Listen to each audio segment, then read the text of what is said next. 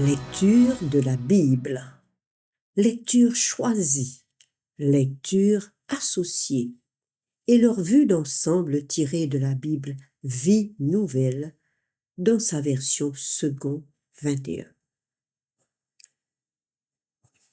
Les regards que nous portons sur le sanctuaire s'inspireront aujourd'hui d'extraits des livres d'Exode, Apocalypse et Esdras. Le tabernacle est l'habitation du Seigneur. Il donne au peuple une sensation débordante de sa présence. Près de 500 ans plus tard, Salomon construira un temple qui remplacera ce tabernacle que nous suivons au désert.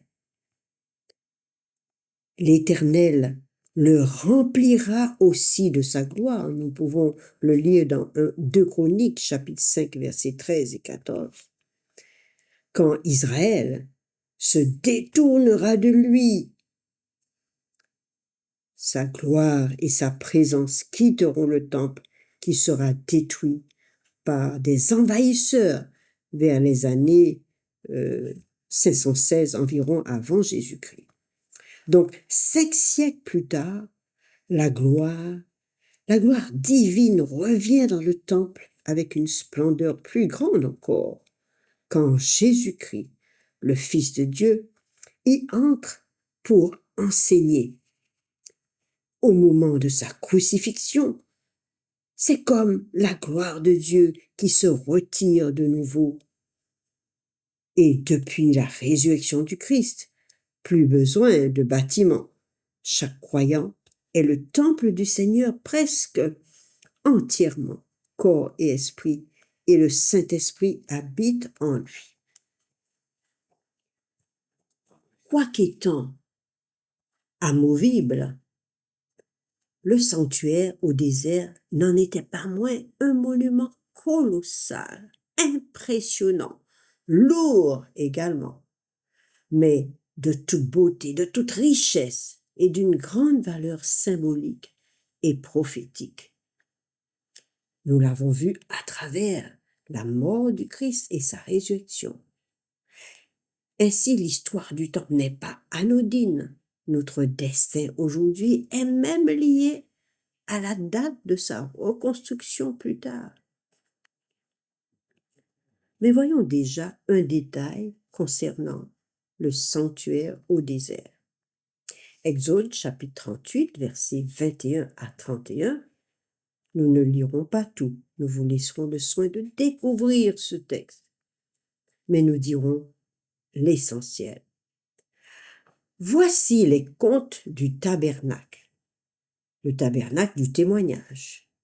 Ils furent établis suivant l'ordre de Moïse par les soins des Lévites, sous la direction d'Ithamar, le fils du prêtre Aaron. Betsaléel, fils d'Uri et petit-fils de Hur de la tribu de Juda.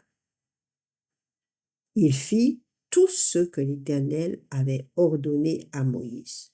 Ce Betsaléel, signalons-le, fut le premier ingénieur, premier constructeur du premier sanctuaire du peuple d'Israël.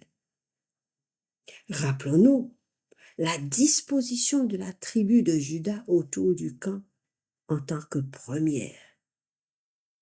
Le départ donné par cette tribu de Juda, la première, quand il s'agissait naturellement de se déplacer à travers le désert.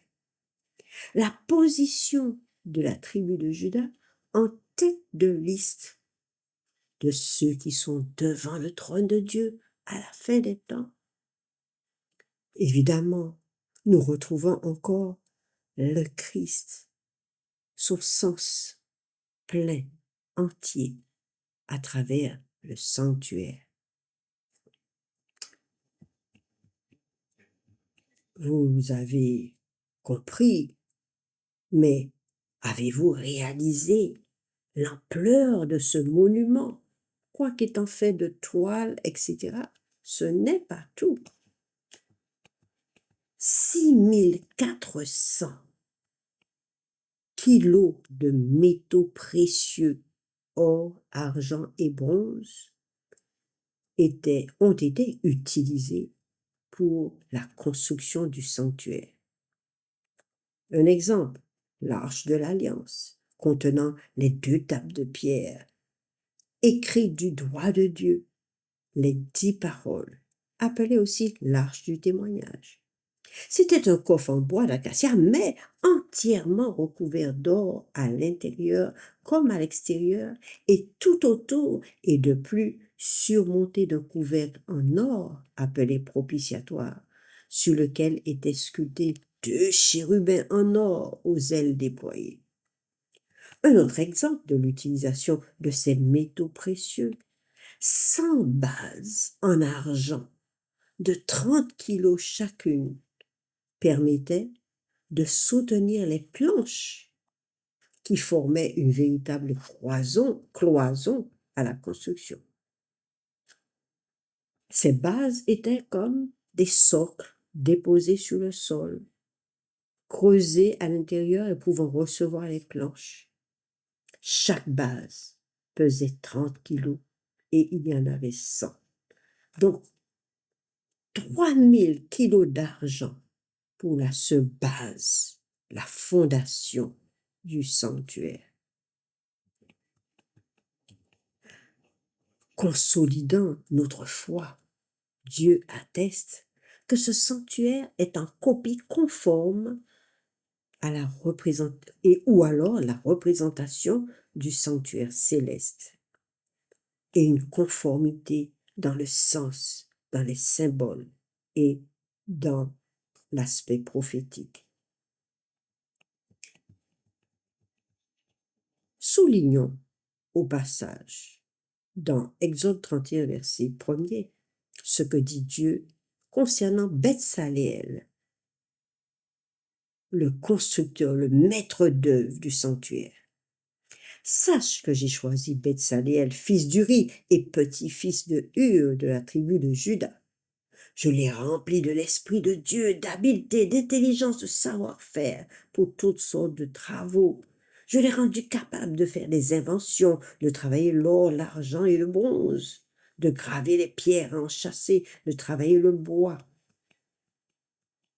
Permettez-nous de souligner au passage que Betsaleel puisait à la seule source d'intelligence que nous décrit Ésaïe chapitre 11. En parlant du Christ, de la descendance d'Isaïe, de la tribu de Juda, il dira « L'Esprit de l'Éternel repose sur lui, un esprit de sagesse, d'intelligence, etc. » Je vous invite à lire ce chapitre 11, les 13 premiers versets. Nous avons là, dans le sanctuaire au désert, un échantillon aussi de la grandeur de ce qui sera demain et que nous pouvons entrevoir à travers les matériaux de la ville sainte que Dieu prépare comme son lieu de résidence future. Lisons Apocalypse chapitre 21 à partir du verset 15 et vous pourrez lire la suite. Celui qui me parlait avait pour mesure un roseau d'or afin de mesurer la ville, ses portes et sa muraille. La ville avait la forme de carré et sa longueur était égale à sa largeur. L'ange mesura la ville avec le roseau et trouva 2200 kilomètres. Sa longueur, sa hauteur, sa largeur étaient égales. Un monument de 2200 kilomètres de hauteur, de largeur et de longueur. Une forme cubique inimaginable, resplendissante. Il mesura aussi la muraille et trouva 72 mètres selon la mesure humaine qu'employait l'ange. La muraille était construite en jaspe, une seule pierre précieuse, magnifique. Et la ville était en or pur, transparent comme du verre pur. Les fondations de la muraille de la ville étaient ornées de pierres précieuses de toutes sortes. Vous pourrez lire la description de ces pierres précieuses. Et au verset 21, les 12 portes étaient 12 perles, comme les 12 tribus d'Israël. Chaque porte était faite d'une seule perle. La place de la ville était en or pur, comme du verre transparent. Je ne vis pas de temple dans la ville, car le Seigneur, le Dieu Tout-Puissant, est son temple, ainsi que l'agneau. La ville n'a besoin ni du soleil ni de la lune pour l'éclairer, car la gloire de Dieu l'éclaire, et l'agneau est son flambeau. Dieu est son temple. Nous sommes aussi appelés son temple. Jésus dira, « Détruisez ce temple, et je le bâtirai en 3 jours, faisant allusion à sa résurrection. » Nous lisons pour vous ce qui se passa durant le règne de Salomon. À peu près 480 ans après la sortie d'Égypte, les Israélites s'agglomérèrent autour de Salomon pour construire le premier bâtiment en terre ferme qui serait érigé et qui serait destiné à l'Éternel. Cela se passa la 4e année de son règne sur Israël, durant le mois de Ziv, qui est le 2e mois.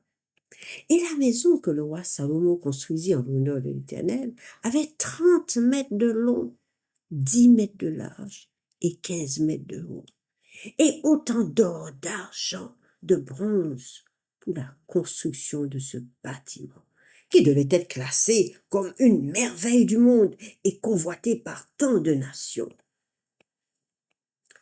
Nous lisons dans Esdras chapitre 6, versets 1 à 22. Nous passerons certains textes.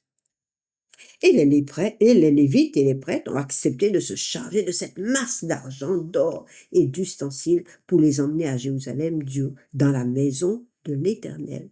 Et ce voyage prit 5 mois. La main de notre Dieu, dit Esdras, reposait sur nous, et elle nous a délivrés de toute attaque et de toute embûche pendant la route. Dans cette expédition, ce long convoi, comment